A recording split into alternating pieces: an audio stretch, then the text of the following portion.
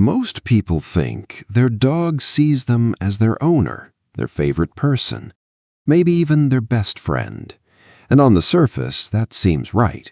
Your dog follows you, listens to you, lights up when you walk in the door. But that's not actually how your dog sees you. The truth is more specific than that, and most people never notice it, even though it's happening right in front of them every single day. What I want to show you in this video isn't a trick or a fun fact. It's a shift in how you understand the relationship you already have. Because once you see what your dog is actually doing when they look at you, the way they track you, read you, orient around you, you'll realize you've been underestimating it.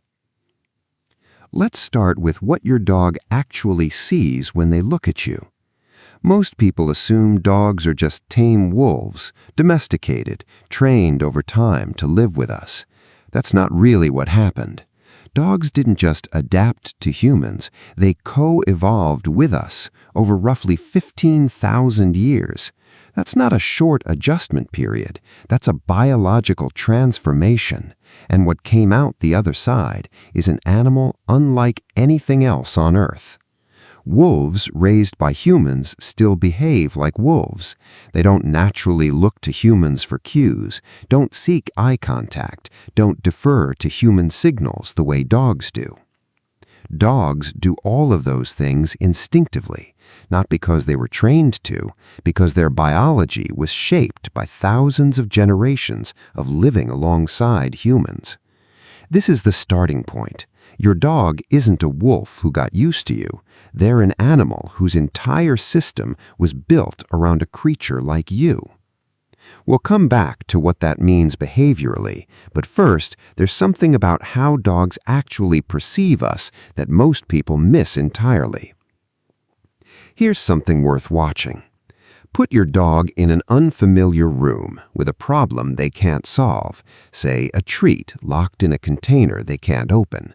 Wolves will keep working at the problem. They'll persist, ignore you, try to figure it out alone.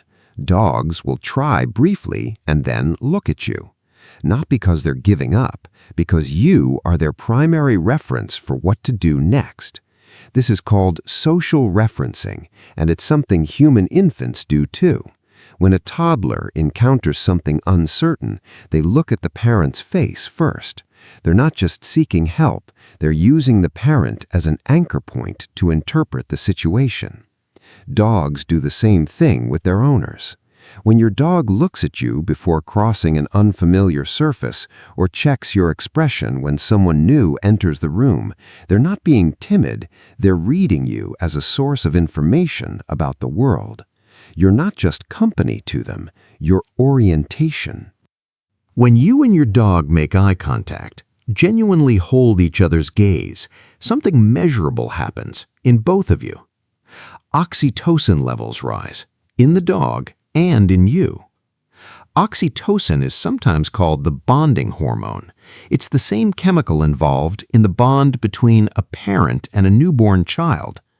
The fact that it activates during eye contact between dogs and their owners isn't poetic, it's a mechanism, a feedback loop that reinforces the relationship on a biological level. What's unusual is that this doesn't happen between wolves and humans. It doesn't even happen strongly between dogs and strangers. It's specific to the dog-owner pair. That loop, look, bond, trust, look again, is part of what makes the relationship between a dog and their person unlike any other animal relationship. It's not just emotional, it's chemical, it's real. And this becomes important when we look at what happens when you leave. Your dog knows your face, not as a human face, but as your face. Research on dog cognition shows that dogs process their owner's face differently than they process strangers' faces and differently than they process other dogs. There's something specific happening when they look at the person they're bonded to. They're also reading your tone, not the words, but the emotional signal underneath them. They read your posture, the pace of your movement, whether you're tense or relaxed. Dogs are tracking your emotional state more or less continuously when you're in the room, not obsessively, but as a background process, the way you might keep a peripheral awareness of someone you care about.